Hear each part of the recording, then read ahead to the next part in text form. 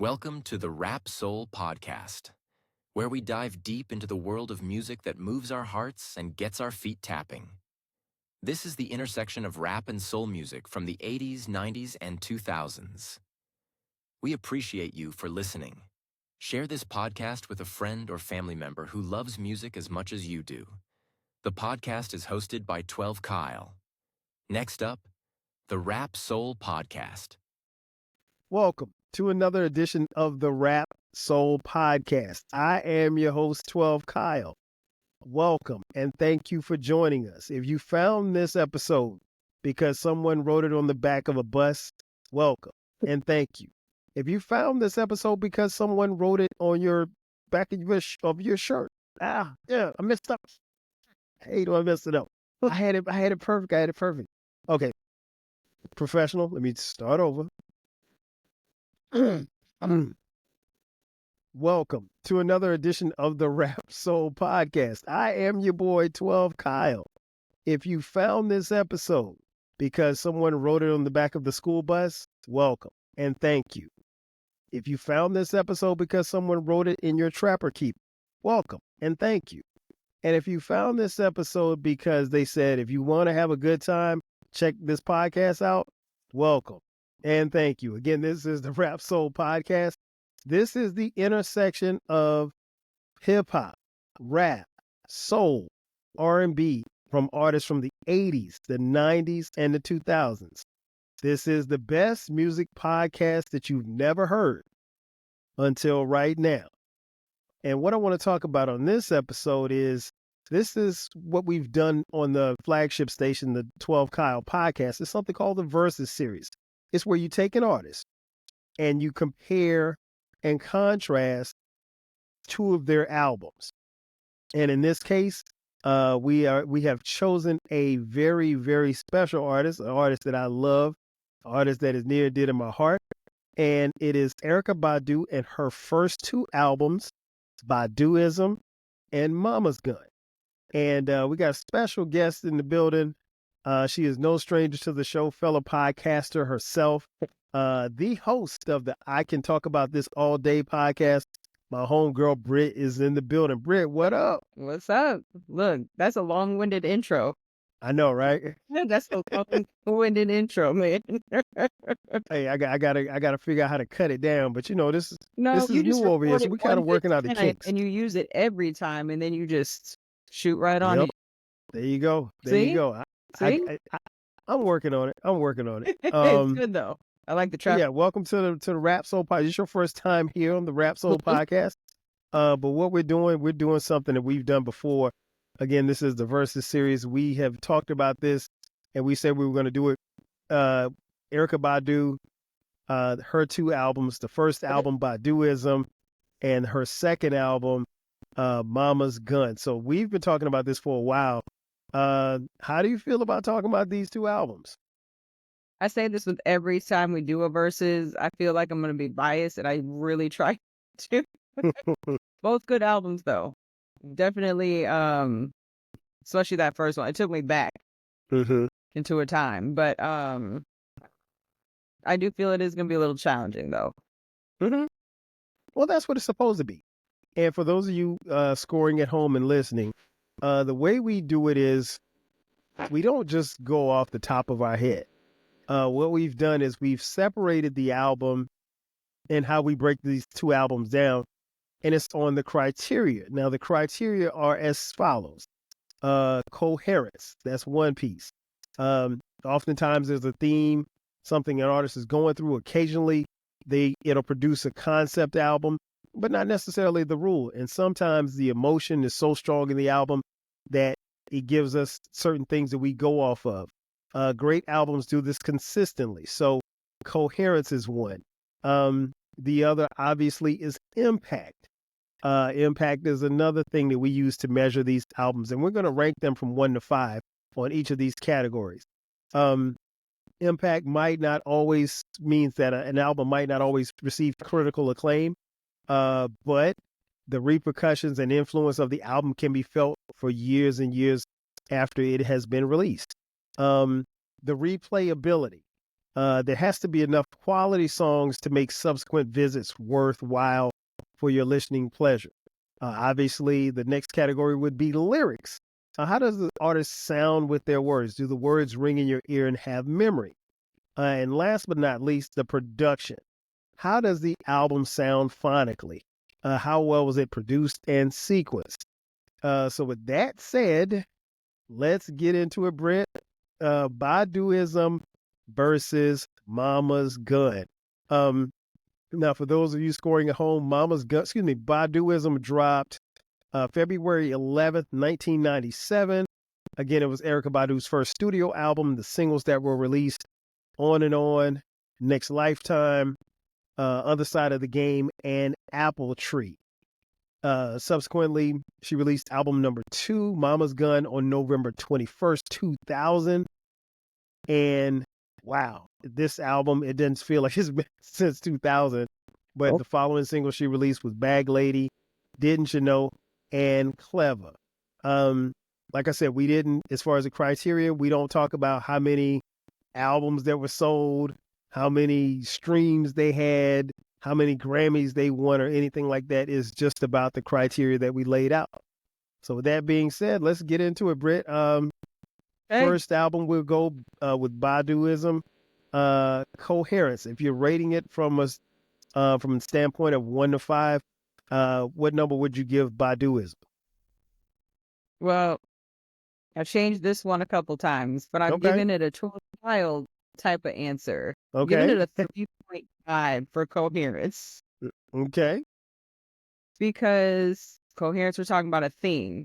And when you go for a theme, it's like, do the songs kind of talk about the same thing? Are they in the same, category? And I feel like Baduism was a little bit of this, a little bit of that.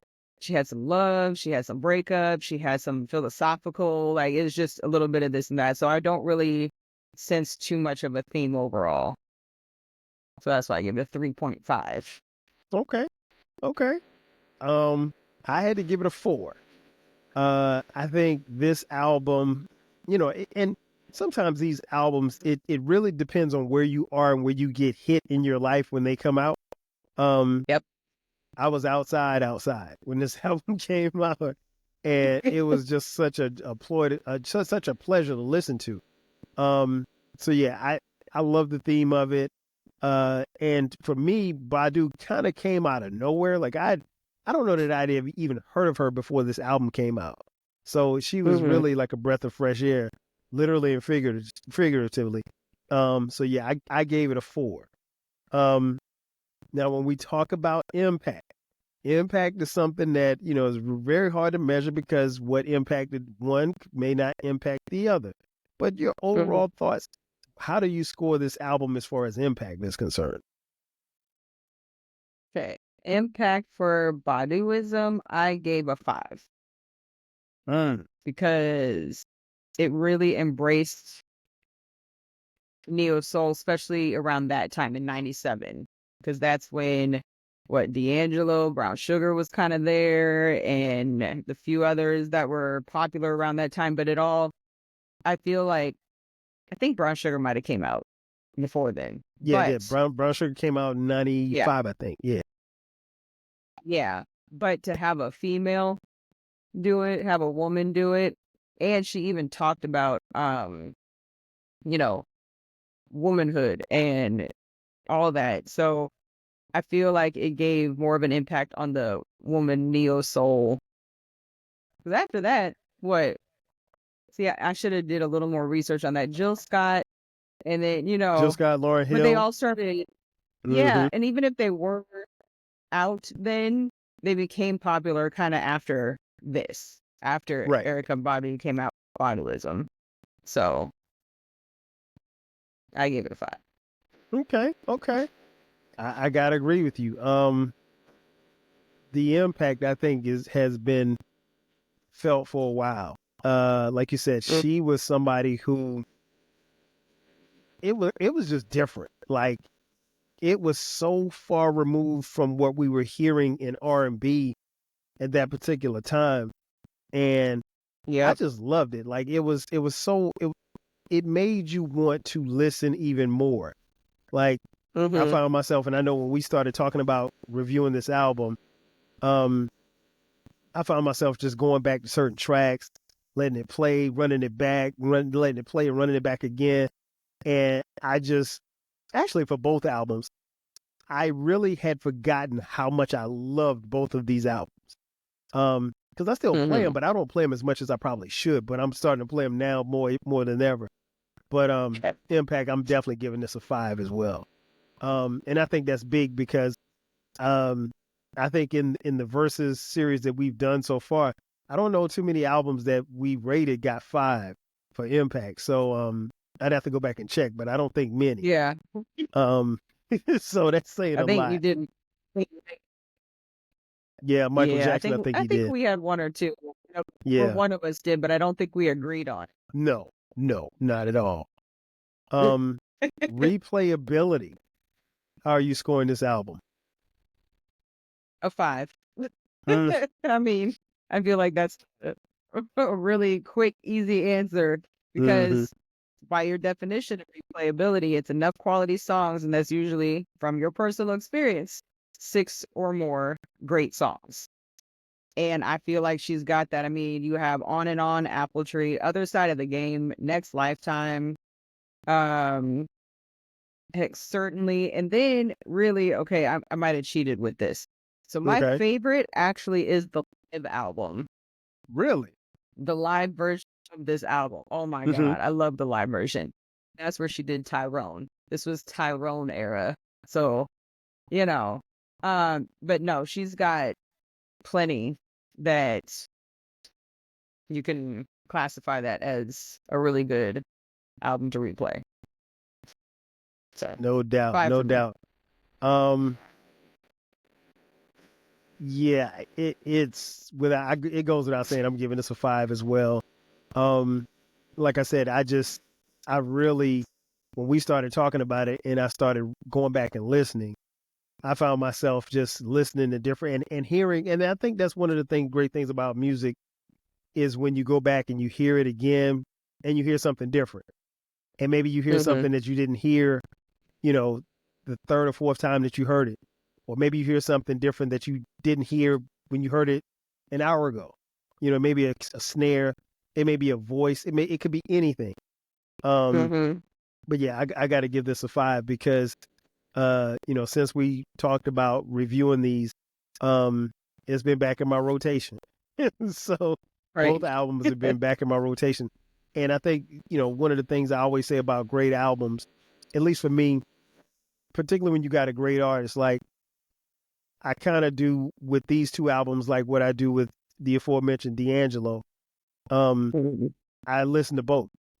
Like there's never a time where I don't if I listen to Baduism, I'm listening to Mama's Gun. If I listen to Mama's Gun, I'm listening to Baduism. Same for Brown Sugar and Voodoo. Yep. So yeah, it's 5 for me as well. Lyrics. What you got on there? We do 5 like that. Yeah, I know. Yeah, 5s. I don't hand out 5s. No, you don't. I don't hand out 5s. But yeah, this my favorite. You mentioned your favorite.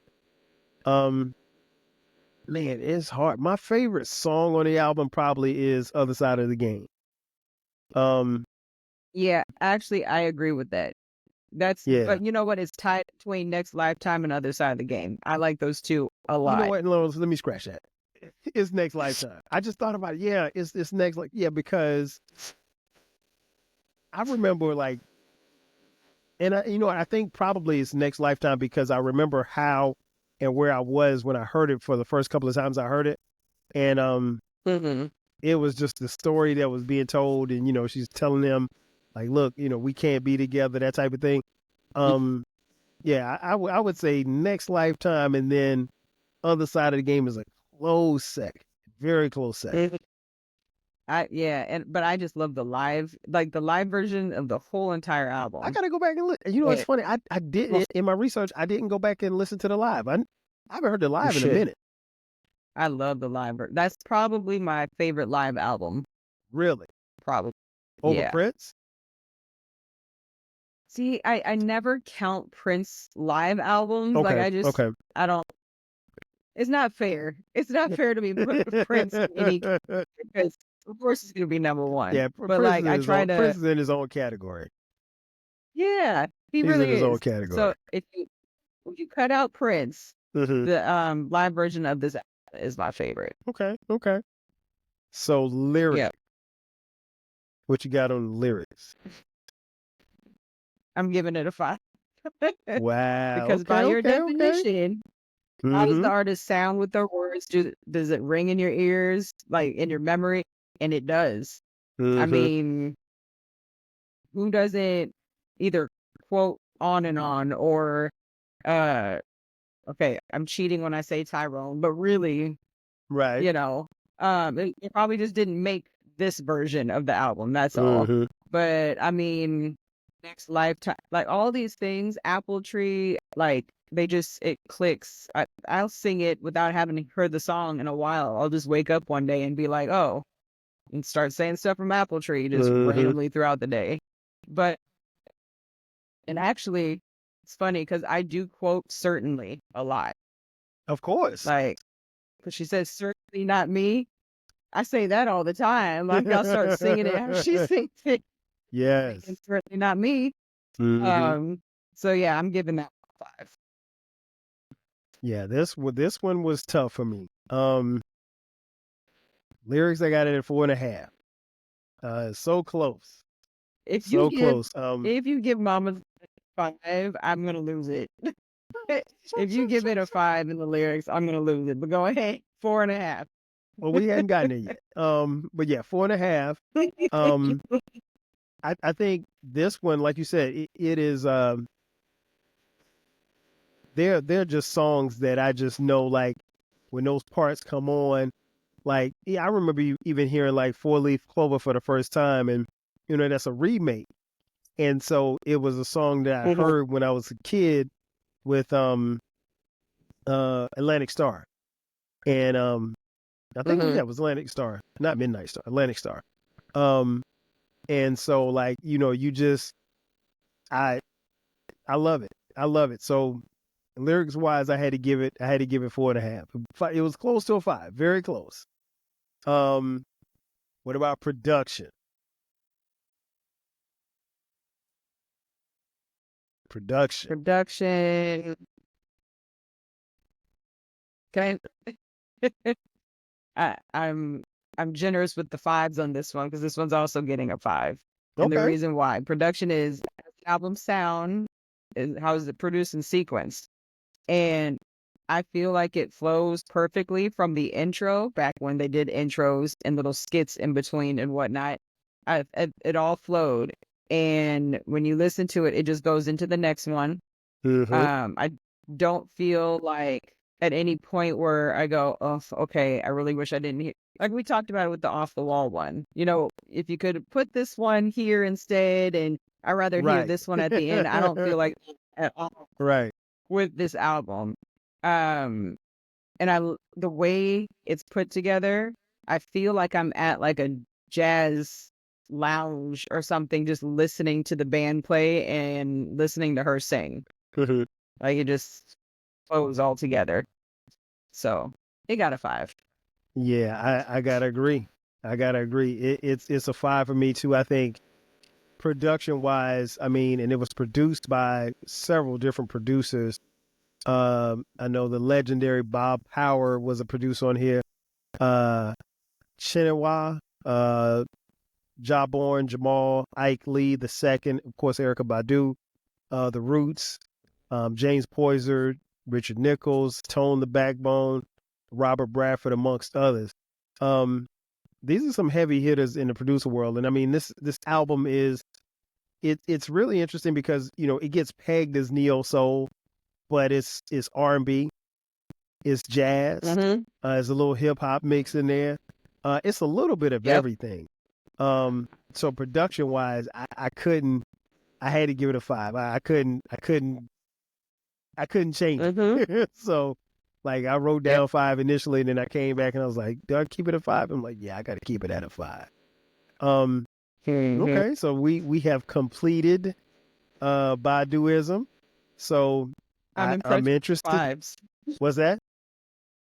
I said I'm What'd you say? impressed with your fives on that.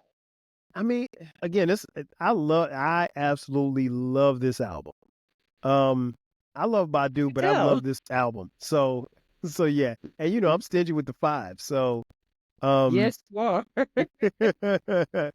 uh, but I tell you what, folks, we got time. We're going to take a quick commercial break, and on the other side of the break, we're going to break down Mama's Gun, and we're going to see which one of us gives it how many fives they get or how many fours she gets. Or even better, we're going to tally it up at the end, and that'll be the telltale as to which one we think was the better album.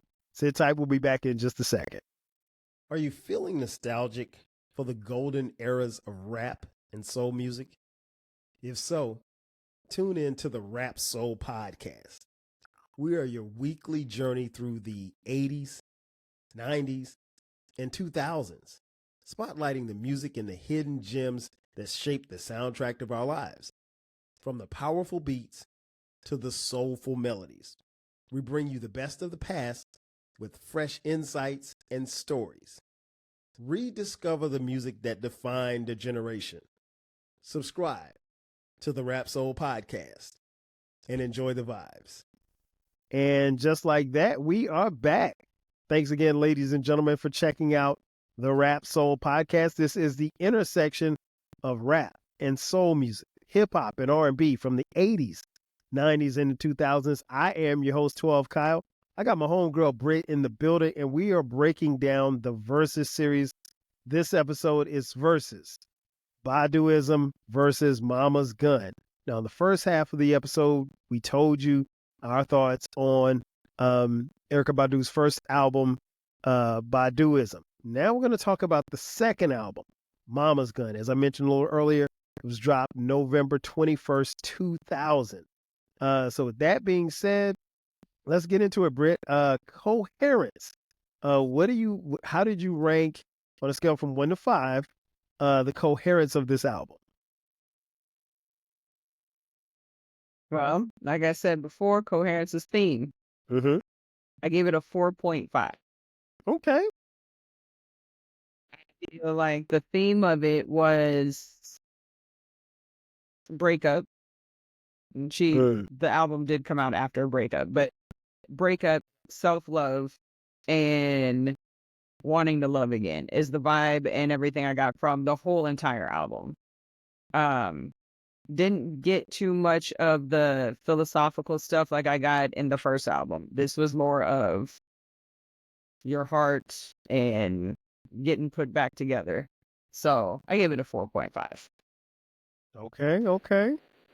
We are in agreement. I think the theme in this album is just what you just said, and I think it's more than anything else. I think what it taught me was like in the themes that she put together to make it coherent. She also made sure that she avoided what they call the sophomore slump. I don't know what she was going through. Mm-hmm. I mean, we obviously found out through the music, but what she went through personally to make this album. But whatever it was, it came out in a sense of some phenomenal music. Again, I mentioned a little earlier, and it's worth repeating. I love this album, and I was really impressed with how well it was put together. Because I'll be honest, when you drop an album like Baduism, the first thing people are going to say is, can you do it again? So for her to do it again and do it as well as she did it, I thought was very impressive. Impact. Yep. I am interested to hear how you rank this album as far as impact. I gave it a 3. Okay, wow, the first 3 of the night. Yeah. I mean, I gave Baduism a 3.5 for Coherence, but I give Impact a 3 only because I feel like I never really heard, I won't say never, I didn't really hear too many people talk about this album. Not that it was bad, it's just, like you said, it's a sophomore album. It's not really up there with Baduism, but it's pretty close. It's just she didn't have as many songs that really. What does she have? 3 singles on that one, I think. And I think it also the fact that she had back then with Baduism, it was she had the live album. Then we had like MTV doing like the unplugged and everything. So that had more push than what this album did. So I just don't feel like it put more of an impact. And what around that time, I think like Jill Scott was more popular. Like there was other ones that were. It's like she set the tone, and then they just went ahead and like excelled past her when this one came out. My opinion.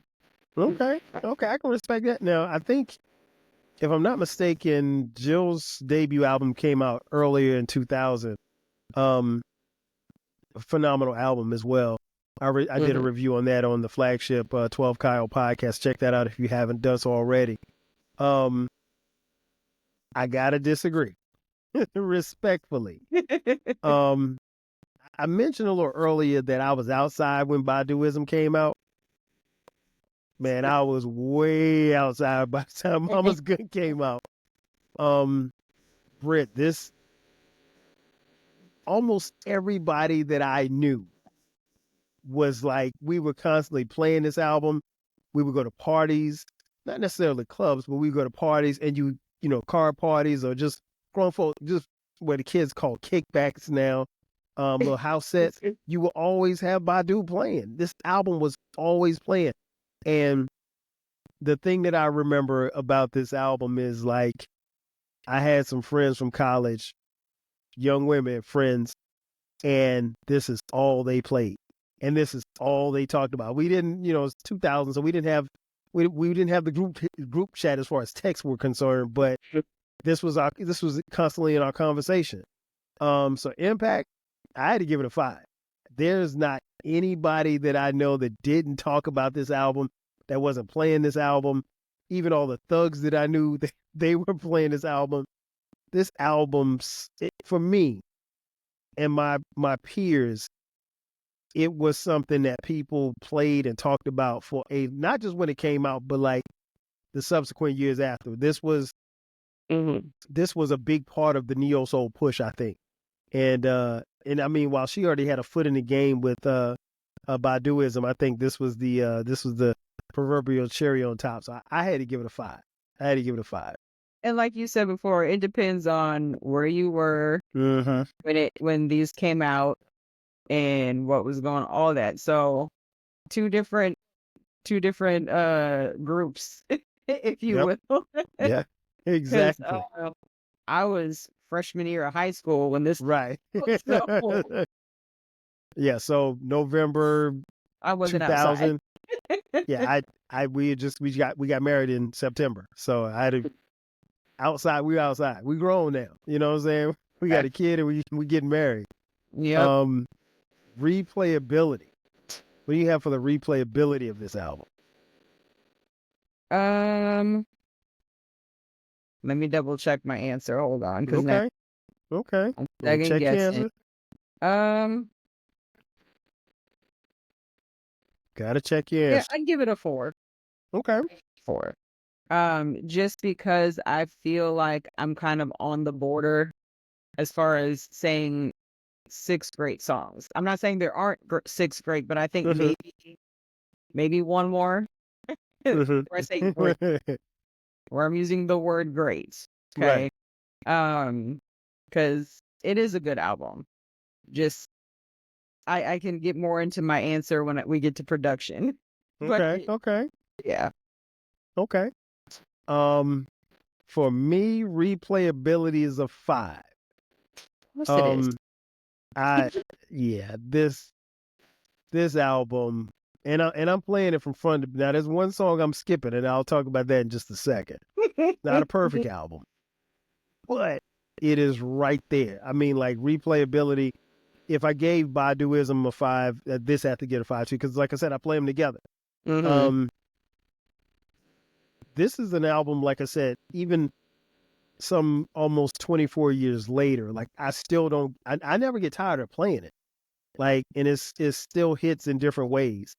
And I think that's a testament to, Erykah Badu and the people that put this album together. It is a phenomenal album. And, if I had to change something on it, I probably would make it a little shorter because it's a 71-minute album. That's a long album for anybody. Yeah. But the flip side of it is, you could move a song here, change that. But the replay bit, 71 minutes, I'm still playing. So I can complain about the 71 minutes. There's the one track that I will skip. So it's less than 71 minutes, but yeah, I'm giving it 5. Okay. Lyrics. Talk to me about lyrics. I feel like I'm giving lyrics a 4. Okay. Just because, like I said, with Baduism, you got ones that just immediately go to your head. Like if I were to say it to anybody, almost anybody, they'd know. But with this one, I don't have too many that are like quotes that I could just say to somebody and they'll know what I'm talking about. Not too many. Like I said, different groups. Mm-hmm. And with this one, for me, I think, let's see, 1, 2.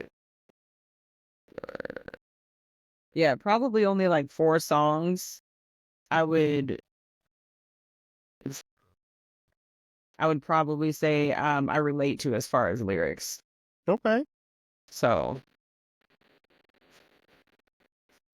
Okay. it's still good. It's just Right. yeah, if we're talking about ringing in my ears. And I know it's a breakup one, like I mentioned before. Mm-hmm. I don't hear too much breakup though. Like when we talked about Mary J, and that was a heartbreak album. Right. Like I can tell you what this is about, but I don't feel it. If that makes sense. So you don't feel it the same way? Yeah. No. Okay. That's fair. It has, it has its moment. Yeah, and I like her artistry with the words. I just don't. It's not 5 for me. Okay. You're gonna give it a 5.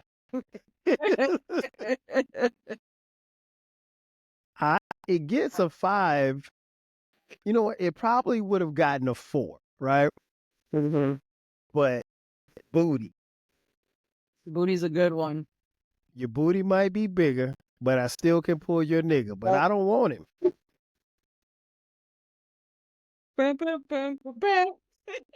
I do Britt, love come like in on that now.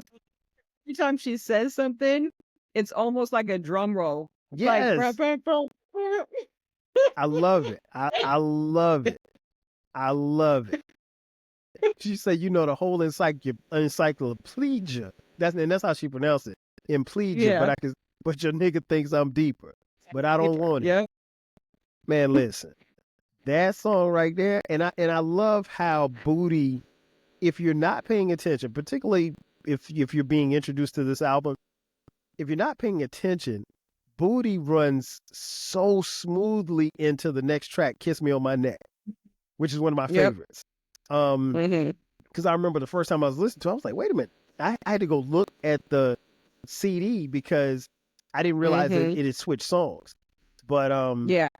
Yeah. Well, we can get into that on the next part. But yeah. Yeah, so I gotta give it a 5. I gotta give it a 5. It gets a 5 just off Booty. Booty was yeah, it's still definitely top tracks. And it was like, it was where it got me was that, she's singing about love, she's singing about breakups, and then it just she's on her shit talk. Like I like that. And you don't, from the outside perspective, you don't expect that because that's not the theme of the that's not the theme of the album. And it really her lyrics kind of come out of nowhere. So I love that part of it. But so I said it's a breakup, reflecting on relationship, like self-love. It's all about that. And in a breakup, when you're trying to bounce back, And some people have had to deal with this where you've broken up. You're not with the guy. You finally get to the point where you don't want him, and then they got somebody else, and that new person thinks that, oh, you want my man. No, Right. I don't want it. I don't want him. You No. had him. I don't want him. Yep. I don't want him. Yeah, Boo's a good one. So, and a lot of women can relate to that. I think Britt can relate to that too. I don't want him. I don't want Hell no. That's Right, how you- to say it. Hell no. you and I have had conversations about that. Yeah, you don't want him. You don't want him. Ooh. So where we at? Production? Production. I give it What a you got on 5. production? I give it a What'd you 5. say? 5 on production? Okay. Because, like you said, with Booty going into Kiss Me on My Neck, but if you listen to the whole album, it does that. Just like the first one, it just runs right into it. And I know I mentioned this, we did Sign of the Times. I Yes. love an album that it's got some of the same sounds and it just bounces right into the next one. And there's a lot of this album where I can't tell that a new song started because it just flows right into the next one. I You know what? I take back my 5 because I realized I forgot something. I didn't write Uh-oh. it down. It's getting a 4. Okay. So it does run right into the next one. However, I feel that I need some songs put in different places. Okay. That's fair. I feel it slows down when I'm not ready for it to slow down, and it picks up when I'm not ready for it to pick up. There's the sounds itself in the songs, it leads into the next one. Literally just goes into the next one. But I would like it in a different order on some of them. Okay, so you So sequence that's it why- differently. Yeah, so that's why I gave it a 4. Okay. I do like this has kind of with production. I like that even though it's not really on there, I've looked and I can't find anything, but it's got throughout the album Robert Glasper vibes. But I don't see his name on anything, but especially in Green. I don't even know if Glasper was out back then. Yeah. And I was like, let me double check, but I didn't see anything. I know they've done work later on, but in Green Eyes especially, it's definitely got that vibe to it. And I like Robert Glasper a lot. So yeah, I just had to put that out there. But yeah. So production got a 4. Yeah, I think James Poyser, who works with the Roots, he's all over this album production wise. So I think, and he and Glasper are pretty tight musically and everything. So I think that's probably where you kind of hear some similarities there. See, I But knew yeah, something. I mean, like, yeah, this album is solid production wise. There are many parts of this album that sound like a jam session. Like Mhm. it, The first- yeah. I mean, like that one gave me Lenny Kravitz. Okay. Penitentiary. And see, I was on the other side. Like I like Voodoo, and I had to look and see like when Voodoo was made because I know Questlove worked on this album with Badu as well as Voodoo with D'Angelo, and a lot of their studio sessions were overlapping. They both, I think, recorded in Electric Lady Studio in New York City. That's Jimi Hendrix's famous studio. With all that being said, it's getting a 5. Yeah, So this we know which one you giving the reward to. Yeah. Well, here's the thing. It is close for me. But I did mention earlier that there's a song on here that I just track 11, In Love with You, is Stephen Marley. I don't like it. I try to like it. I don't like it. It's yeah. I mean, I like it, but it's not one of my favorites. It's almost like they had to do 14 songs. Just throw this one in there because we need to do right. because the album could have done without that. And that's one of the ones where I'm like, that needs to be somewhere else. And you know, the more and more I think about it, like I agree. But the thing is, like, I don't even know where I would put it. Like like you said, it's toward the back end of this track 11 of 14 tracks. I don't necessarily know if I want it in the front of the album. Yeah. It don't feel good at the end of the album. I would have just taken it off altogether. I will say this much. Penitentiary Philosophy, the way that album starts, Oh, that yeah. song in particular is so phenomenal. Just listening to it over and over again, I forgot how much I love that song in particular. I think it kicks off the album brilliantly. I'm a little biased. My favorite track on the album is Didn't You Know, produced by the legendary Jay Dilla. I love that song. That is my favorite song on this album. But Clever, Orange Moon, Green Eyes. I mean, other than I'm in love with you, Yeah. I like I can't touch it. Bag Lady is one of my Yes. favorites. And I liked Bag Lady a long time ago, but after going through some things and realizing what it really is about, it's relatable. Yes. So Bag Lady is one of my favorites. Kiss Me on My Neck is definitely one of my favorites. And yeah, probably Didn't You Know? But I do like how And On is a really good part two to On and On. Liz, it's a really good, like, it really follow is. up. So that album's definitely got some good ones on there. Okay. Well, it is time for us to get to our totals. Now, what did you give Mama's Gun for production? You gave it a 4, right? Yeah, I gave it a 4. Okay. So let's see. And you can say something while I'm tallying this up. Just give your overall thoughts on both albums. Let's see. I mean, I feel like also I was a little biased with mine because Baduism, like I said, 2000 for Mama's Gun, I was freshman year of high school. So Baduism came out, I was in middle school. And my parents listened to Baduism all the time. And I mean, we were in LA, so LA traffic, you got hours in traffic and right. albums that they like to play. And so I had the exposure for that one a lot. So I think that just probably leaned me more towards Baduism with the 5s.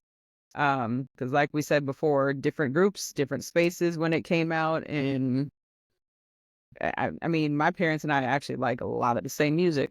Okay. So that kind of pushed me more towards that.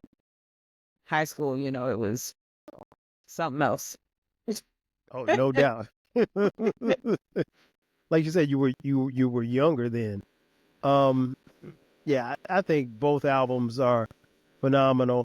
Like I said, I never get tired of listening to them. Never get tired of listening to either one.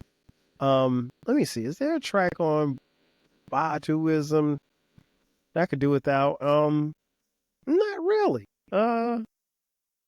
Baduism just kind of flows. It's not really. Well, yeah, it's not really any tracks I would take off. I like Certainly.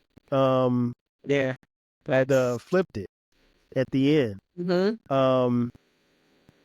And yeah, Orange Moon, AD 2000. Booty and On is that's wee. Yes. So good. Yeah, it ain't much. Like I said, for this album, it is for both of these albums for me personally, it's like splitting hairs. I mean, like it is tough to say which one is better than the other. Based on the tally that I have here, I already know.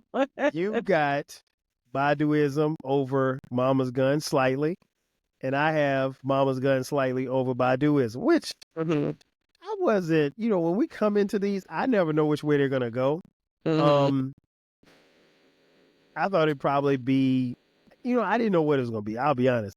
When we did Michael and we did Prince, I kind of could tell, but yeah, that's these two albums right here are cold. For those of you listening, if you haven't done so, when you're finished listening to this episode, please do yourself a favor. Please, ma'am, please, sir, go listen to these albums. These Can't albums, play them back to back. yeah, play them back to back. They are phenomenal. Yeah, you could say that we're wrong, but I doubt it.